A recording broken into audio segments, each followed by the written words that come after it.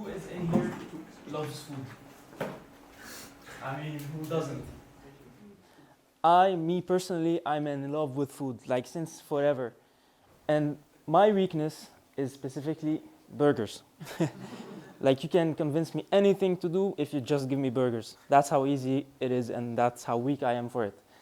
So let me take you back in a little bit story. So basically, when I was 14, 15 years old, of course I had school. I should wake up at 7 a.m., school till 3 p.m., etc. and the rest of the day. But there's times where I was so like wanting to stay up late till 2 a.m., 1 a.m. just to wait for a burger. I mean, sometimes where you're probably asking, why is it that late? Why am I waiting? Why I don't just order food? Well, the secret of it is, like, for example, my sister is outside in a restaurant with her friends, and she tells me as a surprise, like, hey, I'm bringing you burger.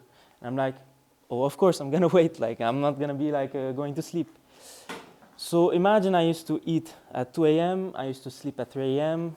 So there's a kind of a problem here. So 3 a.m. till 7 a.m. only sleeping 4 hours. So with time, I couldn't even continue with that thing to eat late and to sleep late as well. My body couldn't handle it anymore. It's like it becomes less efficient, less energetic, less productive, more tired. It's like there was something going on, there was something wrong, like, happening. It wasn't only my body, it was more than that. So it's basically the brain. Let me explain. So the brain, imagine the brain, think about it. The brain is always on. It never turns off. It's basically working 24/7. It's like even while you're asleep, it's working. So here the brain is like, let me give you an example. It's like an expensive car. What do you need to put into an expensive car so that it works? You need to put premium fuel. And imagine this premium fuel as food in our case. It's like we need to put food into our system so that it works. And the food that we are putting inside of it, it's the type of food that we put, that we eat, that we intake inside of our body. It's how our body is affected. So basically, it's when we eat, for example, when we give our body, or the car, the expensive car that we had, when we give it low premium fuel, imagine as low premium fuel such as processed food, such as refined food. It's like it takes time for the car to digest it, to get rid of it. So here the important thing is to think about the food that we're taking into account inside of our body. So it's simply like, for example, good nutrients that can be affecting our body better. So in that case, as we can put it in simply, if we eat food with vitamins, minerals, and antioxidants, your body will work extremely fine. It will be amazing. Now, there's another thing. We have, other than the brain, how it feels about the fact what we eat, there's as well the gut and brain connection. It's very, very important. The gut-brain connection. Who in here have felt a gut wrenching from a stressful situation? I mean, everyone has had this feeling. Who in here as well has felt a certain type of stressful moment where it's like you're feeling that you want to vomit. That's how much you're anxietic. So it's basically because the brain and the gut has a connection between them. It's like whenever you're feeling stress, whatever emotion you're feeling, it's sending the signals to the gut, to the gut, and the gut is reacting to that fact. So whenever it's an emotion is bringing to a bad emotion going into your gut, it's sending a signal, and from that you're starting to have problems with your gut. You're starting to have digestive problems. So basically, that's how important the link between both of them. So there are researches where they found that not only there are nutrients that are good for our brain, but it is good as well for the heart and the blood vessels. Let me give you examples. So first, we have the leaf and green vegetables, or leaf green vegetables. We have like let's say broccoli, spinach, or any sort of these type of things, and it's very good for the mind. It's very good for the health of the brain, and as well for the heart. So the second one would be the berries, and the berries are very good it can be very good for our memory. It boosts our memory, and because it has a lot of vitamins inside of it that can help that. And third is the fish, the fatty fish. The fatty fish contains omega-3 fatty acids. These omega-3 fatty acids helps as well with our brain's health, with its natural health fats. And the fourth one is coffee and tea. Now, the coffee and tea, in your morning cup of coffee or tea, it's not just boosting your concentration time. It's actually, it helps you with having much better memory actually in a period of time, in that period of time.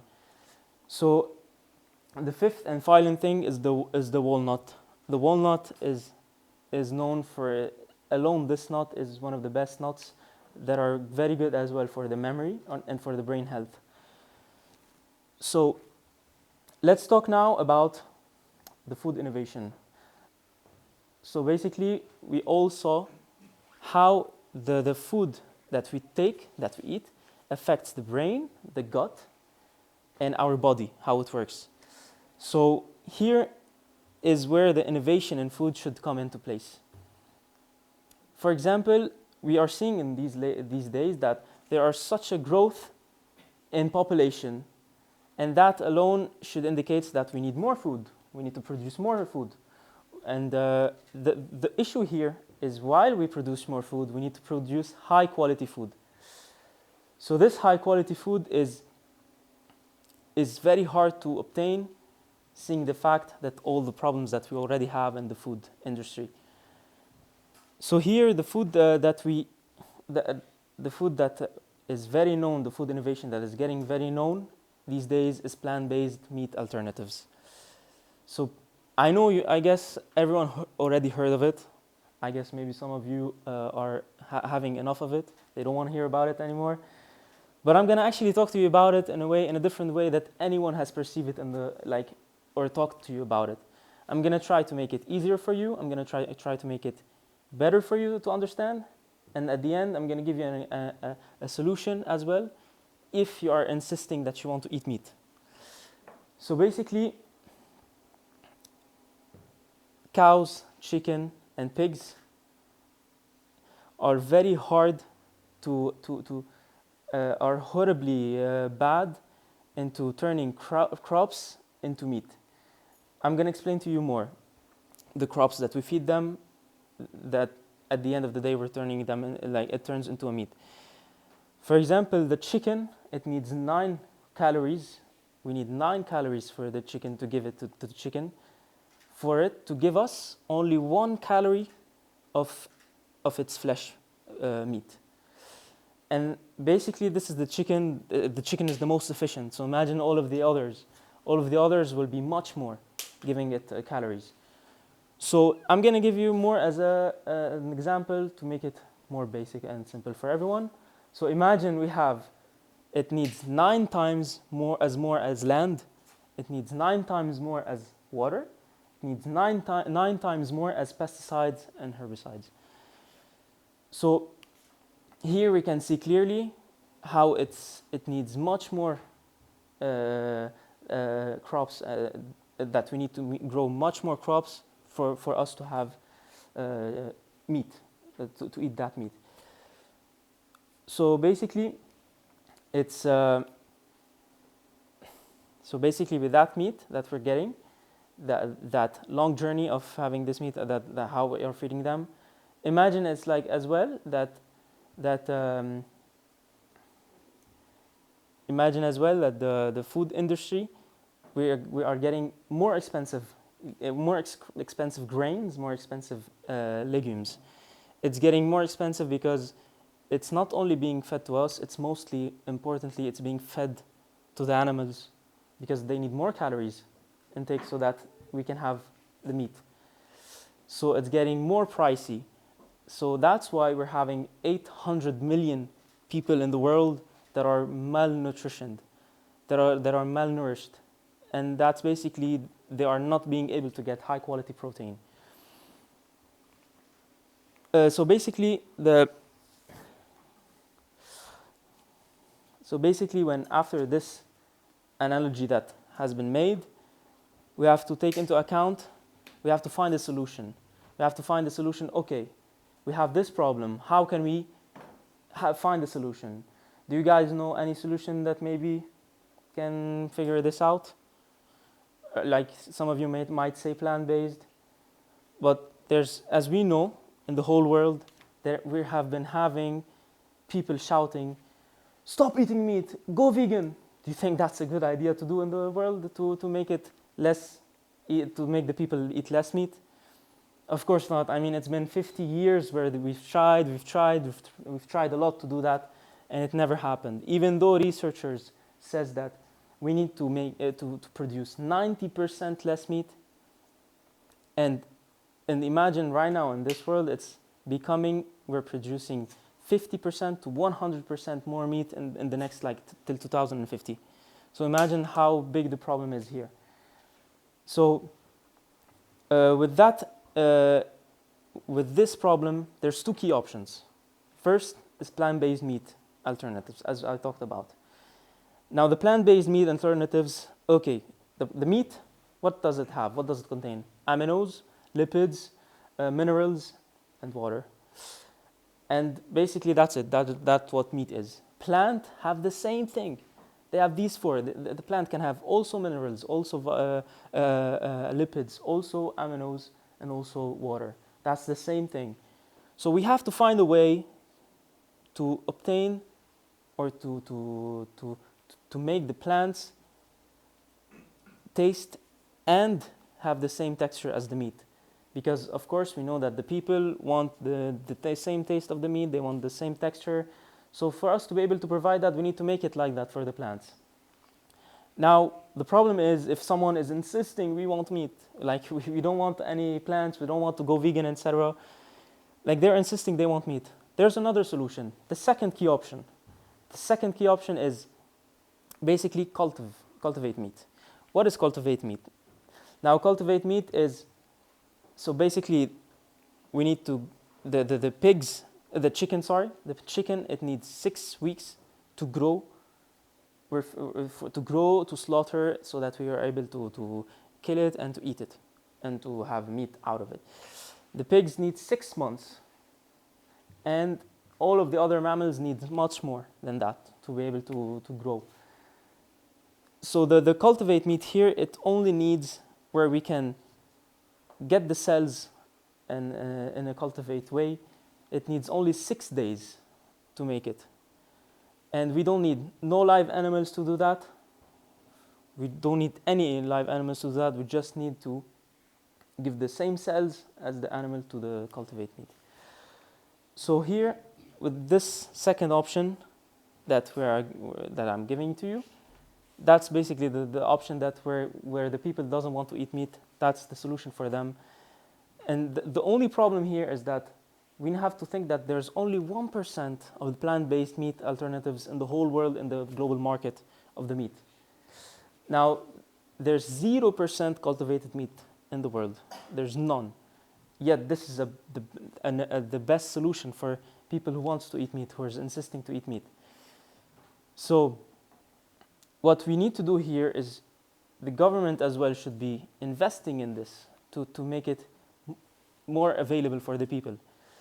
Now, the problem as well with the plant-based meat is that it costs more, and it's not as much as available. So what we need to do here is we need to make sure that the plant-based and the cultivated meat is costing less or same as the meat, and is as good or like as good as meat, and make it better, like or taste the same or better. So here the problem is why I'm giving out these innovations, because we have to take into account as well the big impact of the environmental and health aspect that that literally the meat is bringing to the world.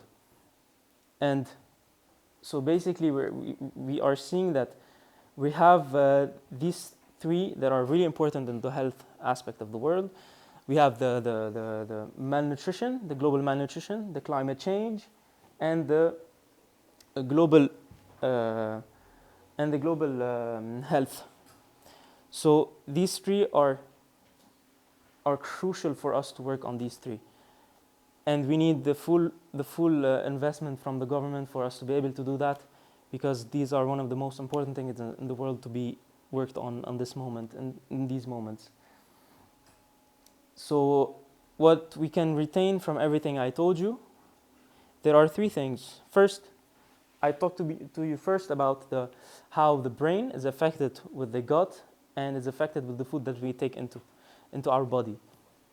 Second, I talked to you about plant-based meat alternatives and innovations that are put into the world, so that the options that we're trying to find, the solutions that we can make it better. And then third, I talked to you about as well the global health challenges that we're having. So with these three, I want you to go from here knowing very well that the second that you feel that you are anxiety, that you're feeling with a bad health situation with your own body, I want you to look at first the food that you're taking into account, or the food that you're digesting. Please look into the food that you're digesting, rewind back and check what did you eat. And I can assure you, the second that you change your diet, the second that you decide, okay, I ate processed food, let me try to eat healthier, or let me try to eat unprocessed food. I promise you, the second you do that, you will feel much better, you will feel much happier, and you will feel much healthier. Thank you.